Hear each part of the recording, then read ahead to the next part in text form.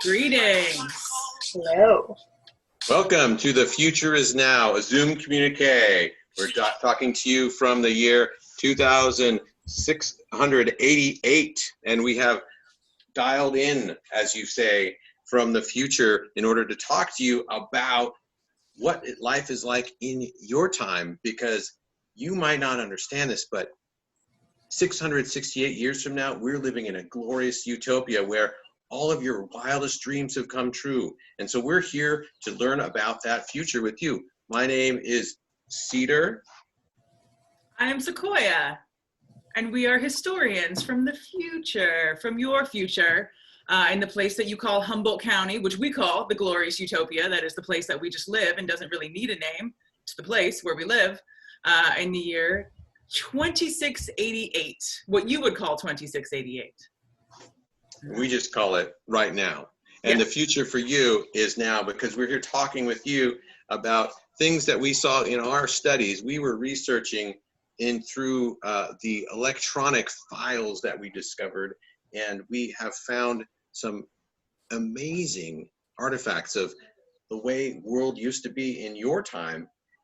And particularly, we are especially interested in this thing that we saw on I think you called it a web page that was called the Land Office from the Imaginal Services Bureau. And amazingly, many of those things that happened during in that publication, which was later turned into a small book later in 2020, I don't want to give anything away, but was those things actually came to happen in the future. And so whoever wrote this thing is really prophetic. And we were trying to track this person down, but on the way, we're learning about other folks who did some work, doing the work that led to the glorious utopia that we see before Sequoia. Sequoia. Thank you. Yeah, to this glorious utopia. I mean, that's just a small chunk of what we have here, thanks to the hard work of people starting in the year 2020, the great conjuncture of 2020, when things really got bad before they really got good. But we can't talk about that too much because of the time. We can't give you too many details. And actually what we're going to do is be talking to you all about what life is like in your year, what you call the year 2020. And in order to make you feel a little more comfortable, what I've been doing is I've been really getting into cat's play. I think that is not what I think you mean cosplay. Oh, right, you called it, exactly. Yeah. You called it cosplay. Yes, cosplay. And as you can see behind me, I have a recreation. I've recreated in its entirety the Rebel base from one of your art works of fiction. So I hope you feel that we're doing our best to make you feel comfortable with talking to people in the future. But who do we have? We actually have a guest from the year 2020 today. And so we're really excited to talk to this person and understand what work was going on in the year 2020 that made the beautiful, glorious utopia that we see 668 years later. And so Sequoia, who do we have today with us? Today we have a representative of the Humboldt Tenants Union, which that word tenant is one that I had to really do some research about and learn what that means. But we have here from what you call Humboldt County in your year 2020, we have Tiff Laff. Welcome. Thank you. Tiff. Thank you for having me. Yeah. Or for visiting, or Yeah. whatever we're doing here. I think that we met somewhere in the middle. Okay, that makes sense. That sounds like it would be the easiest thing to do. Yeah. And really, we want to give a little to you as well. So we didn't want you to come all the way to the future. All right. Yeah, absolutely. And thankfully, we have this friend, Rufus, who we met on the webpage called Reddit, in the futurology thread of Reddit. We met this person, Rufus, who's helped us to connect and to create this space where we can meet in the middle. Okay, well, thank you, Rufus. So yeah, Sequoia and Rufus, maybe Rufus can show the web page that we are reviewing today, which is on the Land Office. Can Rufus show us that web page? Yeah. It's the one that's called the Landlord Recovery Center. Now, we had to do some research to understand what a landlord is, because we haven't had those for hundreds of years. Rufus, there we go. Let's show us that. This is the imagining from the land office. So this is the Landlord Recovery Center. And so I think that I would like to ask a question here of you, Tiff, to help us to understand this concept. And I've read a little bit about landlords, and it seems, you know, that comes from a time when only certain people were allowed to have land. They were the lords of the land. Right. Thank you for showing us that, Rufus. We can go back to our images of our folks here so that we can see who we're talking to. Thank you. I think we're good. I think we're good. Thank you, Rufus. So, Tiff, what is that? What is this landlord?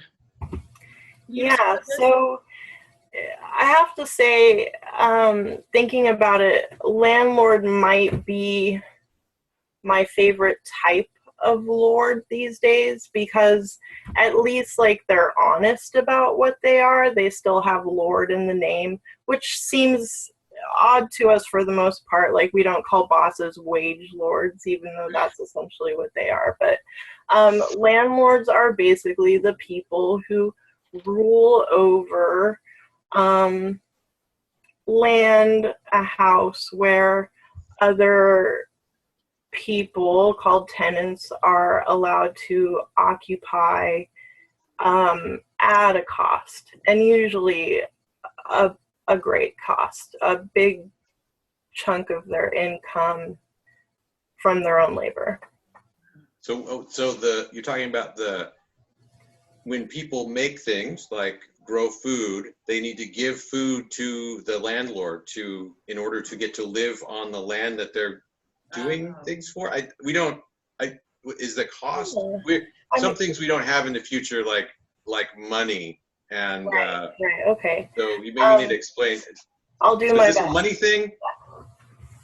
Yeah, so that's more like how it was under feudalism for most people, where people were growing food and giving a portion of it to the lord of the land in order to earn their occupation of the land.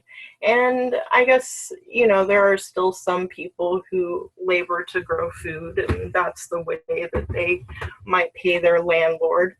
But the way it really works is that most people have to go and work a job where they get paid, often at an hourly rate, and then they have to give some of that pay, anywhere usually between a third and a half of what they earn each month, over to the landlord so that they can have a roof over their heads.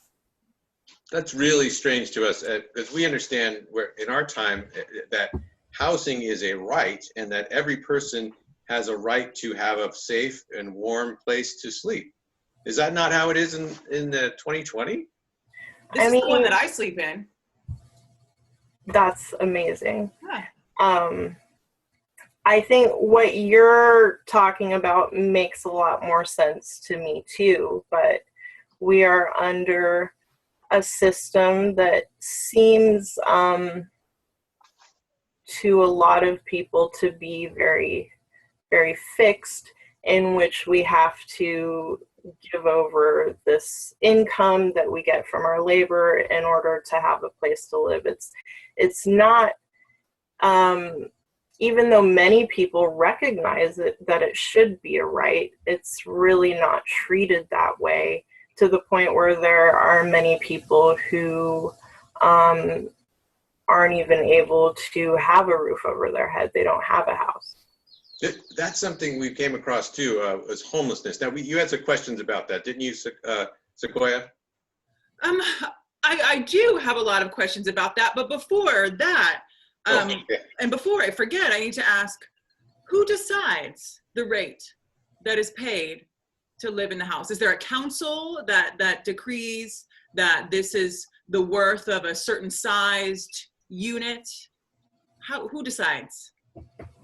Mostly it's decided by those who control what's called the market. We've been hearing about the market a lot. Okay. And you could say that there are certain councils that might enact policies that, like city councils, county governments, state governments, whatever, that might enact certain policies to try to help regulate that cost. But really it comes down to landlords will charge as much money as they can possibly extract from tenants. So as much as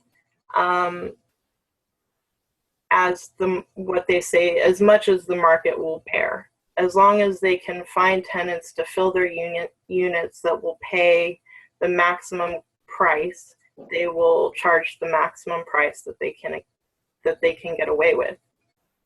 So occasionally all of the renters must just say, we're not going to pay, and then those rents go down, right? Because if they don't have anybody paying rents, then they wouldn't be, then they'd have to lower them, right? Exactly. That does happen sometimes.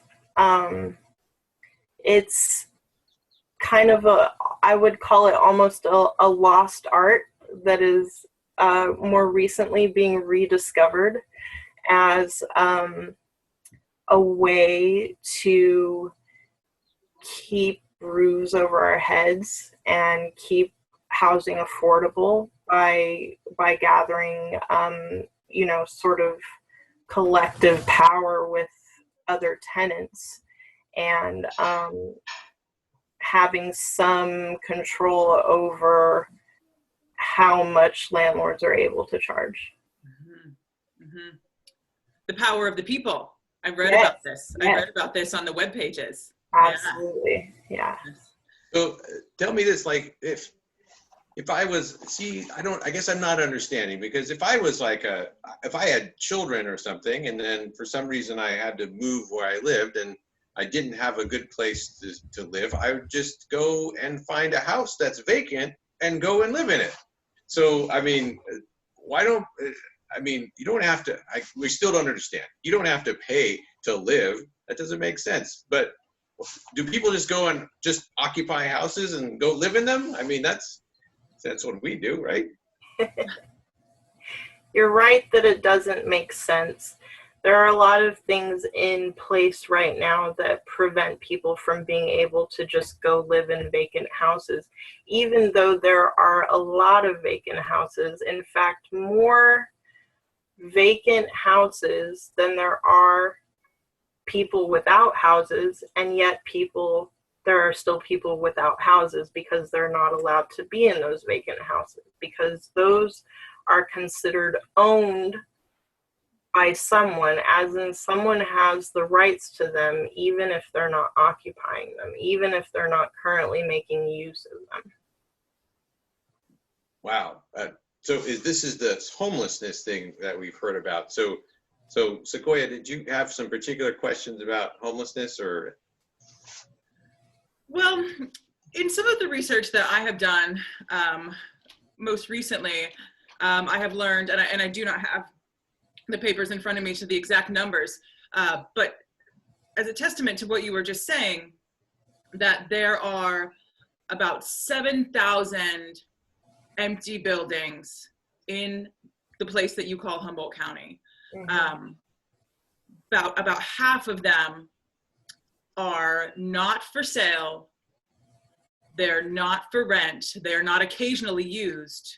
They're just absolutely vacant. That is about 3,500 of these units. But there are, by estimates that may or may not be correct, based on what I've heard is the very complex nature of trying to actually count people who do not have houses, about 1,500 of those in this place called Humboldt County. Wait a minute. So what I'm hearing then is that there's plenty of housing. There's more than enough housing, and there's still people who are not living in those houses. So it sounds like maybe there needs to be some kind of systemic change in your time in order to further us, to get us towards this glorious utopia that we know of in the year 2688. Can you explain some of the work that you're doing in order to make this change?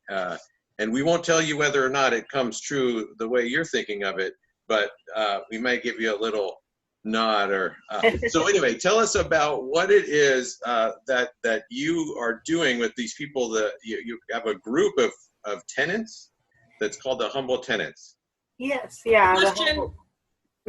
Sorry, I just realized that the tenants are the opposite of the landlords.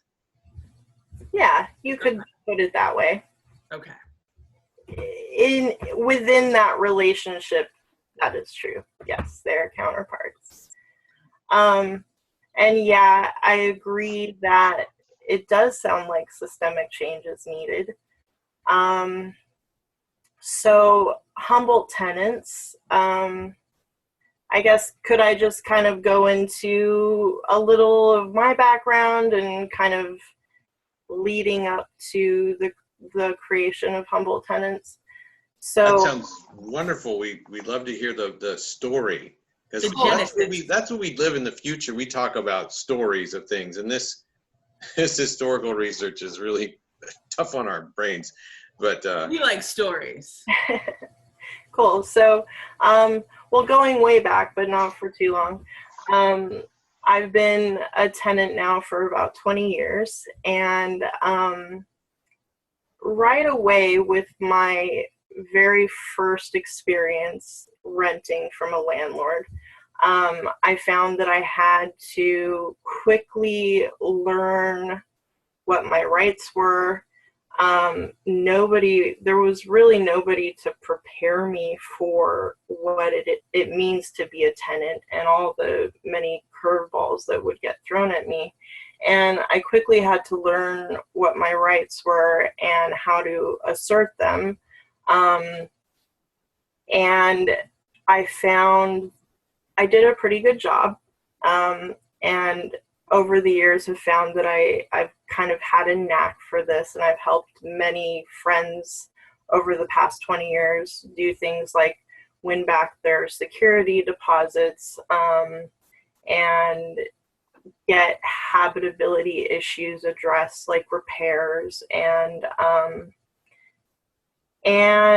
to stop maybe harassment that they were experiencing with their landlords, various things like that. And so I've kind of developed, even though I'm not a legal professional, I've developed a good amount of knowledge and experience in fighting for tenants' rights. And so for the past about 7 years, I've been organizing with a group called Humboldt Grassroots, and we're an anarchist collective here in Humboldt, which has been around for about 13 years. And for the past few years, we've been holding workshops for tenants' rights in order to kind of help tenants learn what their rights are, learn how to take preventative measures so that they don't run into trouble, figure out how to navigate the legal system. And we've done this, in part, of course, wanting to help tenants here, but also in hopes that we could gather together enough motivated people to have a tenants union, because we're seeing signs of gentrification, housing costs are rising, and we recognize that it's important to have collective power in order to have some kind of buffer from the kind of rise in costs that would eventually push us out of the area. It would make it unaffordable for us to live here.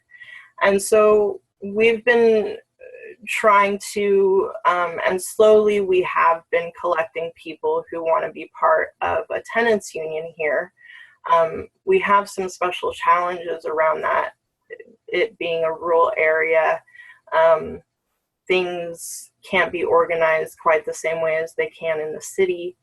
So we're kind of learning as we go, but with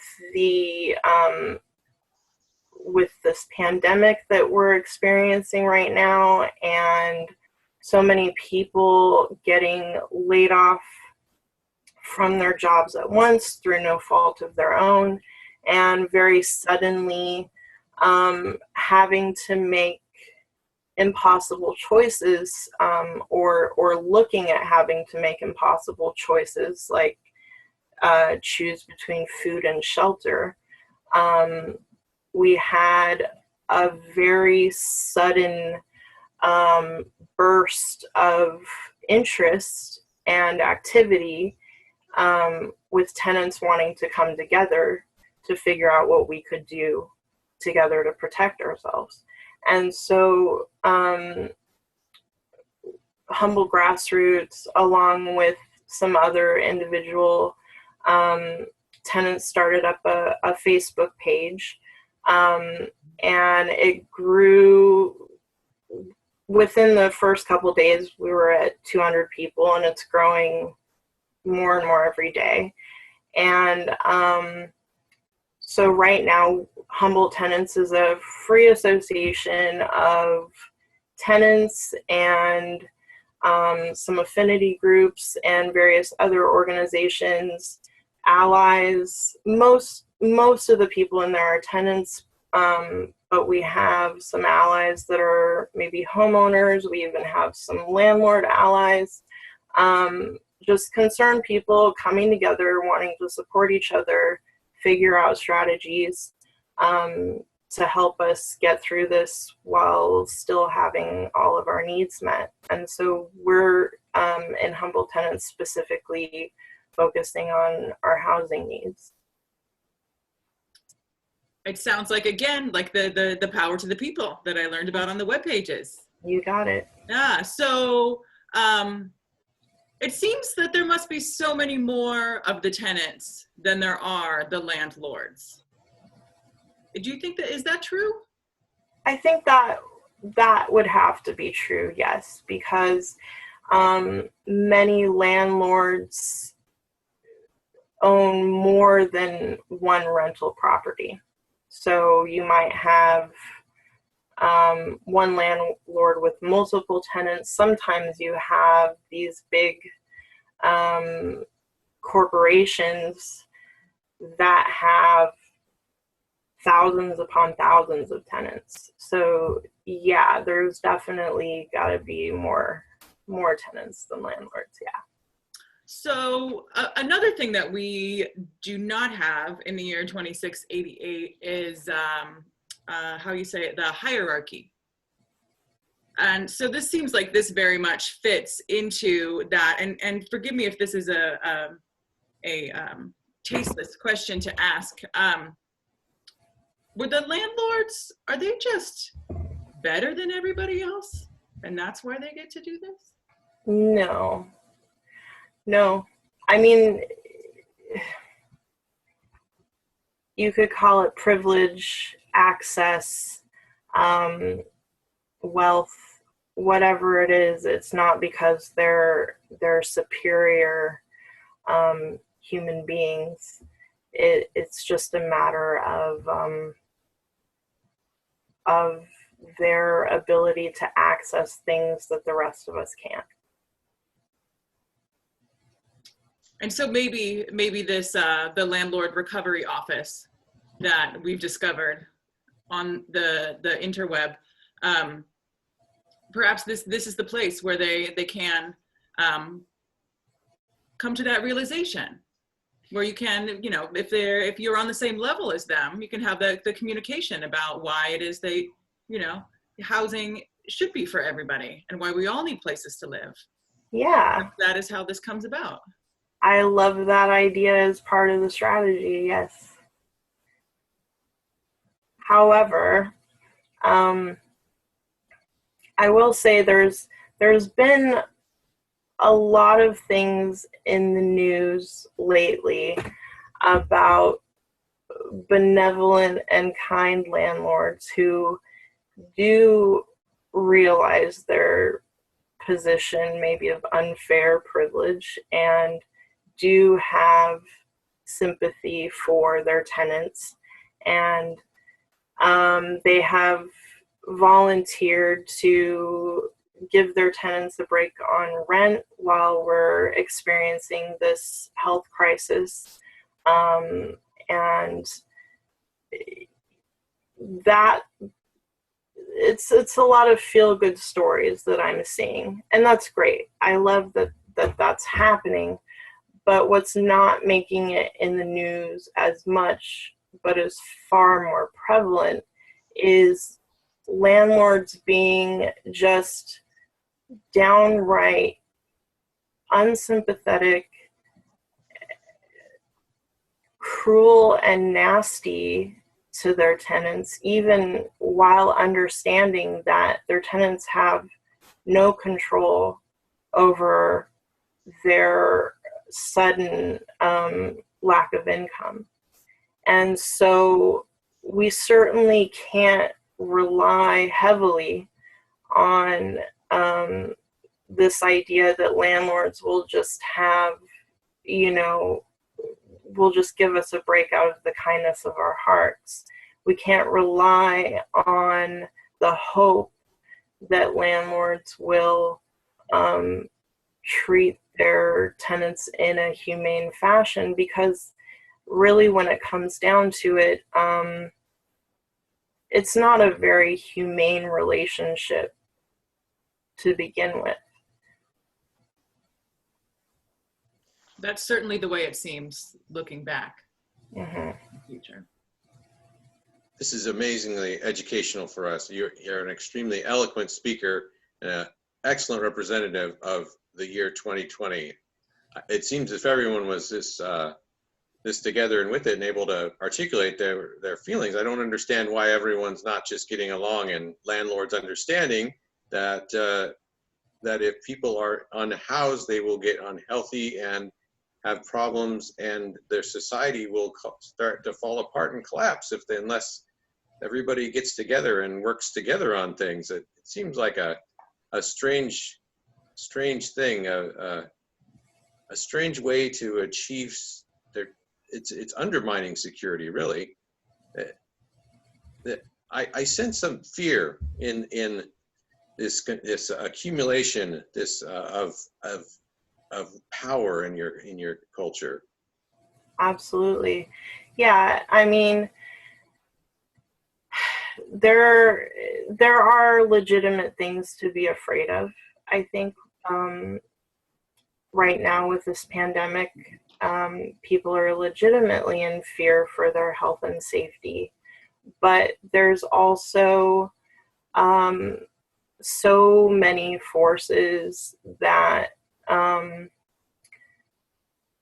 that perpetuate illegitimate fear and direct it at the humans next to us, rather than directing it at the system where it really, would be more legitimately directed.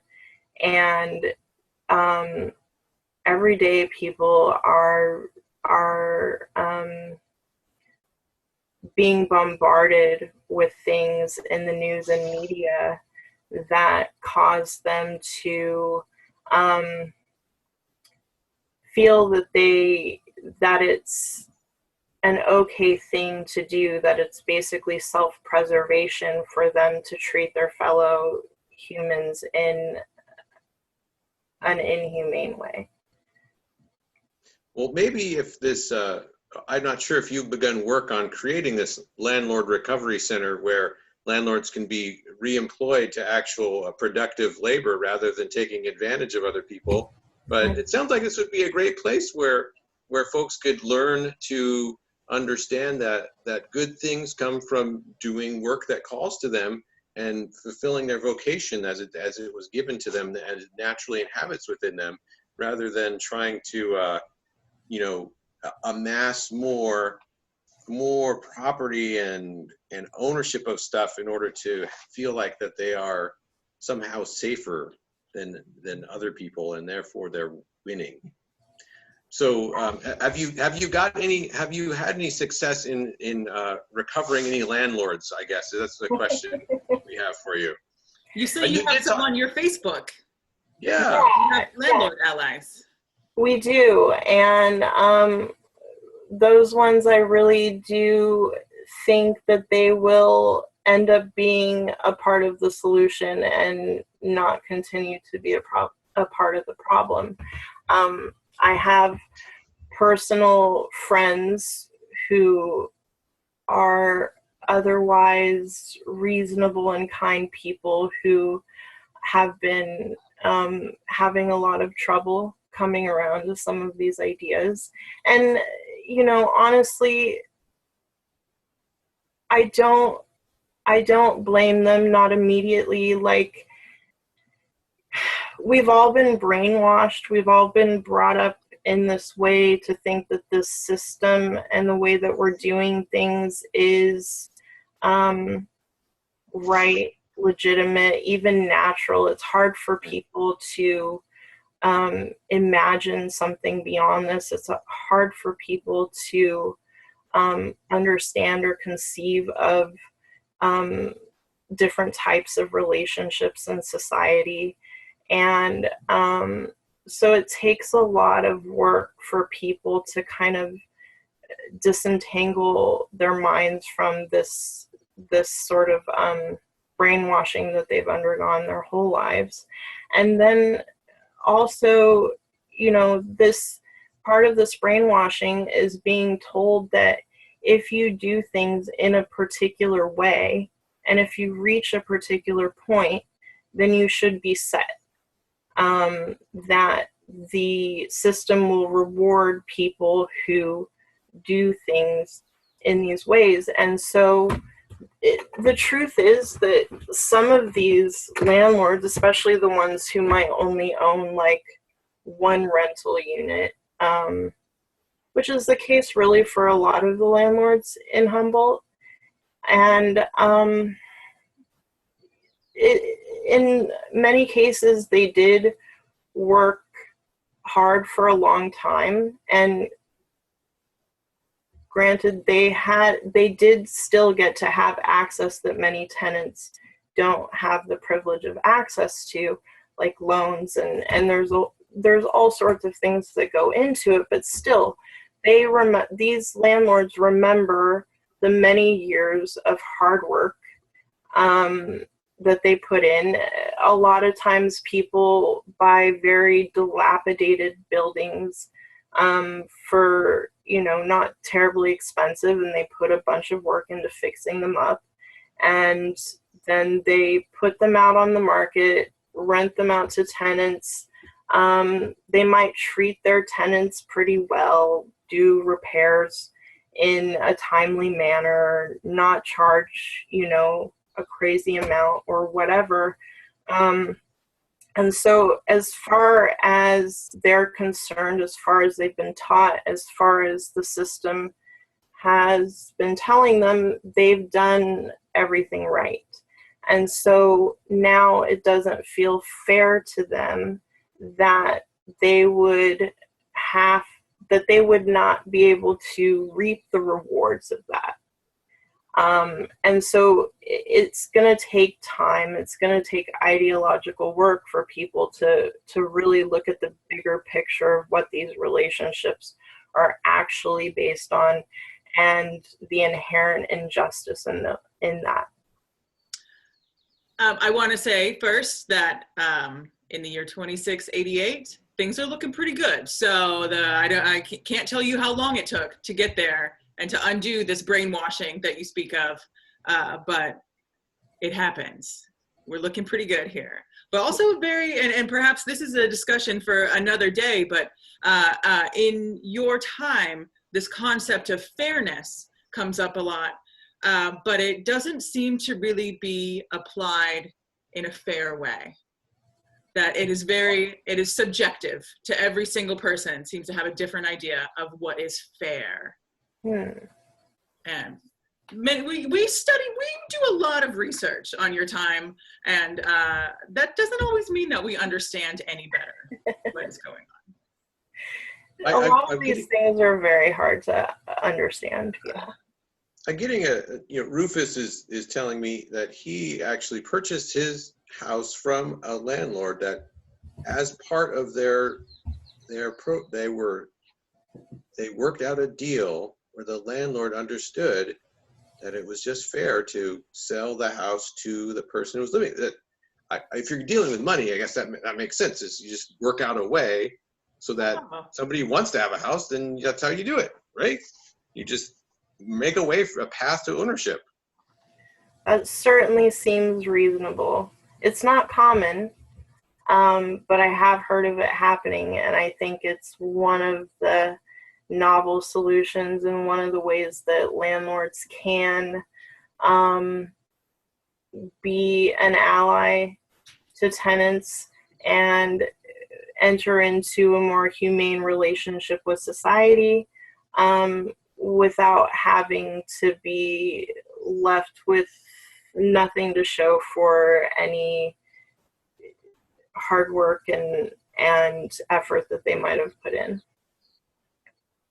So we talked a lot about the landlords working really hard. So is it that the people who don't have places to live, are they not working as hard? They must not work as hard. That's why they're not landlords. Otherwise, they would be landlords too. That now it's making sense. That's absolutely not the case. In fact, tenants work so hard. When they're part of the working class, they're working so hard that their labor produces surplus that comes out as profits for their bosses and supports landlords. Wow. Okay. They're working extra hard. They're working extra hard. Okay. We have a lot to learn. We definitely have a lot to learn. I thought we had it figured out. I thought that we came to it right there and that was it. Blammo. I think we want to respect your time but we also I really would like to hear from you your ideal imagining, because like I said, we're very excited about that there are people in your time who are imagining this, and those are the folks who are doing the work. We'd like to hear your imagining of what you're hoping is going to happen in the next year, the next 5 years, the next 10 years, and the next 100 years as you transition into a world where there is no property and landlords and rent. I shouldn't have said that because I don't want to mess with the space-time continuum, but you understand. What is your ideal future? Just what are you all working towards, and do you have a plan of like, we want to get here? Where is it that you're trying to head in your future, which we're from?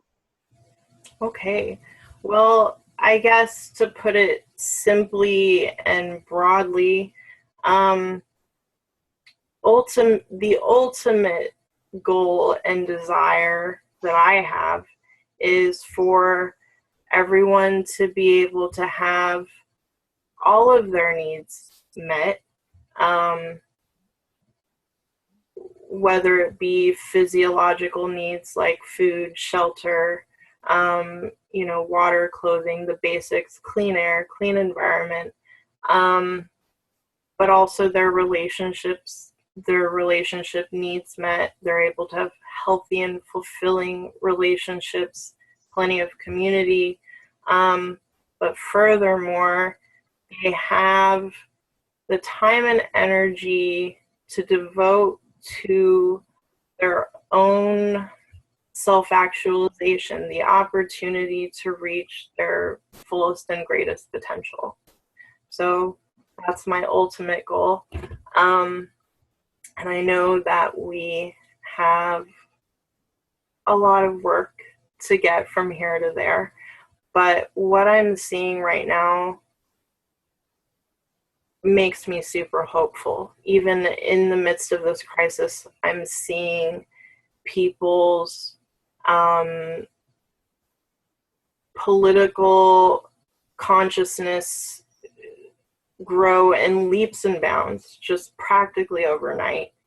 I'm seeing people come together to offer each other whatever it is that they have. Whatever it is that they have to offer, people are coming together to make sure that their fellow human beings are going to be okay. I'm seeing a lot of concern for, you know, their fellow humans. And while that's not happening with everyone, for some people, fear causes them to react a little differently. What I'm seeing for the most part is making me really hopeful. And I think in the shorter term, while we're all concerned, and I think legitimately concerned, that this pandemic could give the ruling class an opportunity to take even more power and become even more authoritarian. And while the economy could get worse, that's all a legitimate concern. I also think that people are sort of waking up to this time as a novel opportunity for us to come together and exercise our collective power, and that maybe we could turn the tables, and maybe this is a jumpstart to that new system that we were talking about needing. In our research, we've researched even the times before yours, and it's over and over again. It's times of hardship that really create the transformation that brings people into a new era. Yeah. And I can't say too much because of, you know, the time-space continuum, but if I could reach through the Zoom tubes and pull you to 2688, you'd see that your work is paying off. Yay. Glad to hear it. Wow. We are so grateful to have you. You have been an exceedingly excellent guest. You have given us so much information about the year 2020 that we are super excited about. That's what you say, right? Super excited, right? Stoked. We've been practicing 2020 English. What'd you say? Stoked. Stoked. Yes, super stoked. Yeah. Wonderful. Well, Thank you for the good news. Thank you for being part of my, spark of hope, for real. Thank you for joining us.